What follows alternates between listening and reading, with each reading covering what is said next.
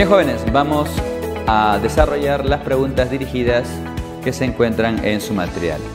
La primera pregunta dice: María está cocinando pollo al vapor y al no tener cuidado levanta la tapa de la olla en la que el vapor de la cocción le llega a su mano, causándole una ligera quemadura. Según este acontecimiento, el receptor que captó el estímulo y el órgano son respectivamente... Bueno, como vemos que está captando el calor producto del vapor, entonces eso sería un termorreceptor. Capta el calor, termotemperatura, recepciona la temperatura.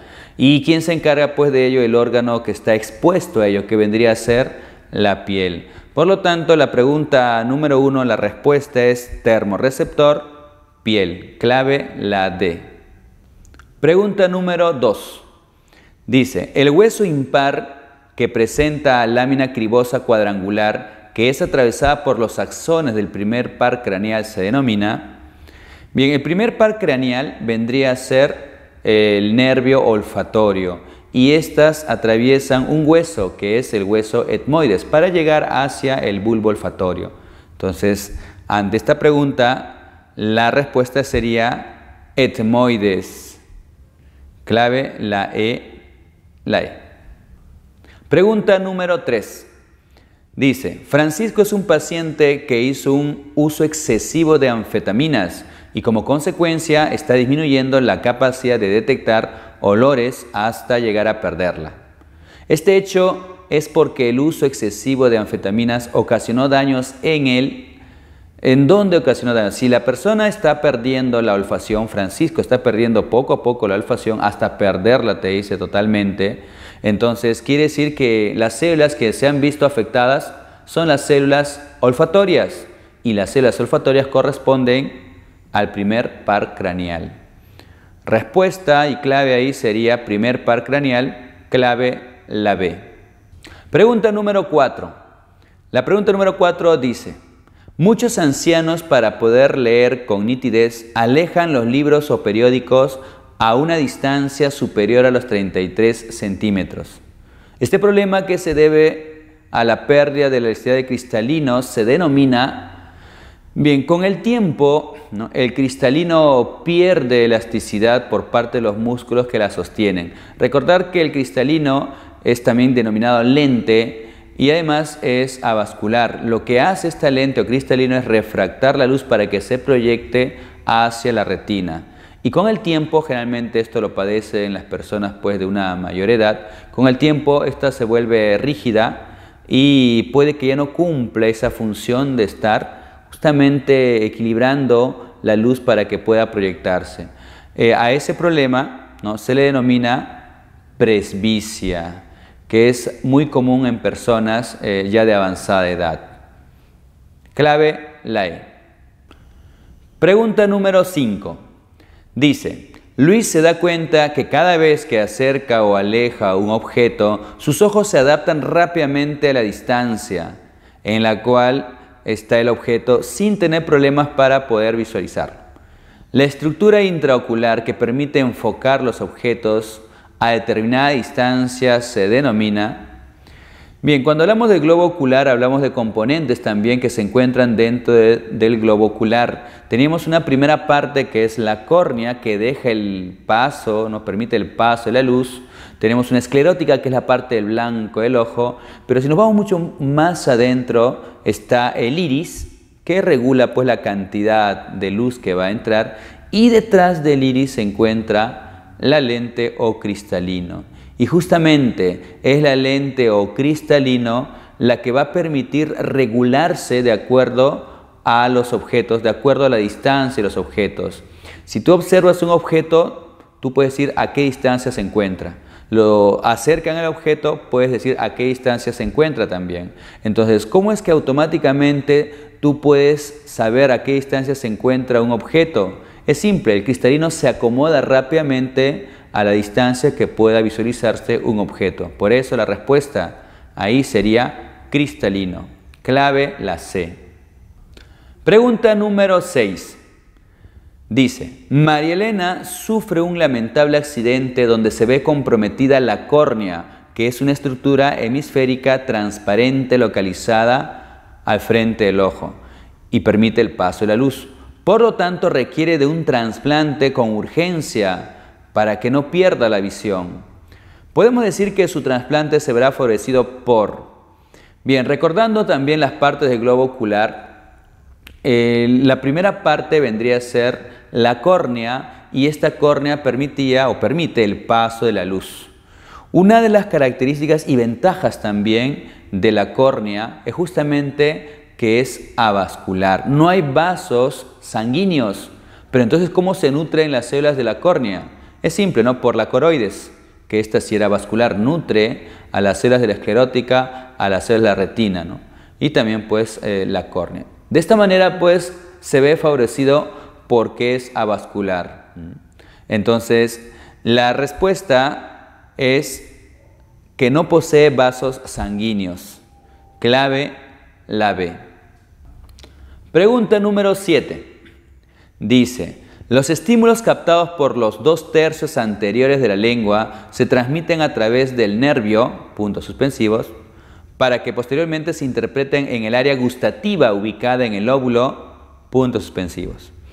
Bien, la lengua sabemos que es un órgano sensorial porque presenta papilas gustativas, y esas papilas gustativas son los que contienen botones gustativos, y estas son las que van a captar las sustancias químicas que en ella se van a alojar, ¿no? En la lengua. Ahora, la lengua, cuando se realiza la parte de la fisiología, hay porciones en las cuales la primera porción era por parte del nervio vago, el 10º par craneal, luego era el 9º par craneal, y la última porción, que justamente los tercios anteriores, la primera parte de la lengua, de afuera hacia adentro, ahí estaba el nervio facial. E inclusive, cuando se menciona de este nervio facial que inerva parte de la lengua, especialmente para el sabor salado inclusive, en esa zona, esto puede incurrir, ¿no?, a que si una persona pierde el sabor a ese nivel, hay una lesión de este nervio que es el 7º par craneal, nervio facial. Y ante una parálisis mencionábamos pues que podía perder el sentido del gusto, pero para el sabor salado nada más. Muy bien, entonces me dice ahí que los estímulos captados en esta zona justamente va a estar inervado por el nervio facial. Ahora te dice, ¿no?, el área gustativa ubicada en el lóbulo, una vez que llega del nervio facial, 7º par craneal, también está el 9º y el 10º, pero hablamos del 7º par craneal, lo lleva hacia el tálamo y del tálamo hacia el lóbulo parietal. Entonces la respuesta sería facial parietal. Clave la E. Pregunta número 8. Dice, comúnmente para poder elegir los alimentos nos dejamos guiar por lo que vemos y por el olor. Si bien el 80% de los sabores que captamos dependen del olor, la porción de la lengua que percibe en mayor grado los sabores salados es la región. Bien, cuando hablamos de los sabores pueden ser dulce, salado, agrio y también pues el amargo. También hay uno que habíamos mencionado que es el umami. El que está más desarrollado de todos los gustos para los sabores es justamente el amargo, por los venenos. Pero aquí en la pregunta te dice el sabor salado. Había regiones en las cuales se podían observar cada uno de los sabores, siendo así en la punta de la lengua el sabor dulce, y después de la punta de la lengua hacia los lados, los laterales de la lengua, está el sabor salado. Y justamente, ¿no?, el sabor salado es en los lugares o áreas laterales de la lengua. Por eso la respuesta es lateral. Clave la E. Pregunta número 9. Dice, Juan Carlos está armando una maqueta que simula las partes del oído y se encuentra con el huesecillo de la cadena osicular que está en contacto con la membrana timpánica. Por lo tanto, podemos afirmar que el hueso que está colocando es... Bien, cuando hablamos del sistema, o perdón, del sentido, ¿no?, de la audición, mencionamos un oído externo, un oído medio y un oído interno. El oído externo estaba dado por el pabellón auricular y también pues estaba dado por el conducto auditivo externo, ¿no? Era lo que conformaba. Luego le sigue el oído medio. Ya en el oído medio se encontraba el tímpano y justamente a ella una cadena de huesecillos, la cadena osicular, en la cual teníamos al martillo, al yunque y al estribo. La que se relaciona primero, captando las vibraciones del tímpano, es justamente el martillo. Luego le sigue el yunque y por último el estribo, que es la que se iba a conectar o comunicar con la ventana oval para que se dé toda esa secuencia acústica y luego pues determinar la transformación de esta hacia el nervio auditivo, ¿no? Entonces, frente a la pregunta, ¿cuál es la que está relacionado con la membrana timpánica? Es el martillo. Clave la A. Pregunta número 10. Dice, en un ómnibus un joven sube para pedir una limosna a los pasajeros. Comienza a decir su discurso y luego agarra 2 clavos de construcción y con mucho cuidado se los introduce en las fosas nasales.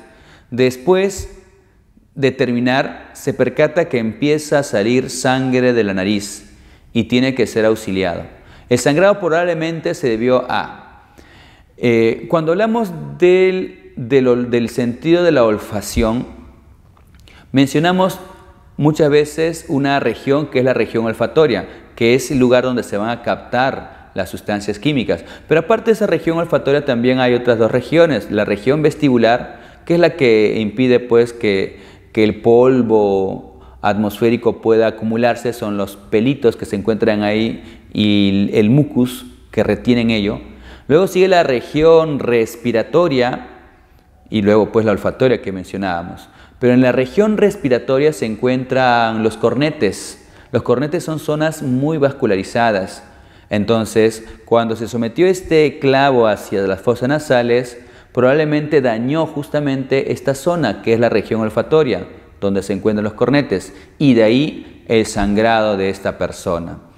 Por lo tanto, la respuesta sería la lesión de la región respiratoria. La clave sería la D. Bien, muchachos, hemos culminado esta parte que es el sistema sensorial y como hemos visto pues los órganos sensoriales son importantes porque nos permiten captar estos estímulos del medio externo, también nos permite no solamente conocer también cuál es la dinámica en la cual pues un estímulo es transformado en impulso nervioso y luego llevado hacia un centro nervioso que es nuestro cerebro para luego ser interpretado. Además también en todo lo que hemos visto, importante reconocer las causas y los factores que podrían conllevar a un daño de estos sistemas, que muchas veces, es por la edad en la cual pues se puede llegar a ello, o muchas veces por equipos o dispositivos que utilizamos que también podrían dañar y como consecuencia podrían disminuir esta capacidad sensorial. Así que esto sería la parte de la conclusión y les invito para una próxima oportunidad en los temas que nos van a continuar.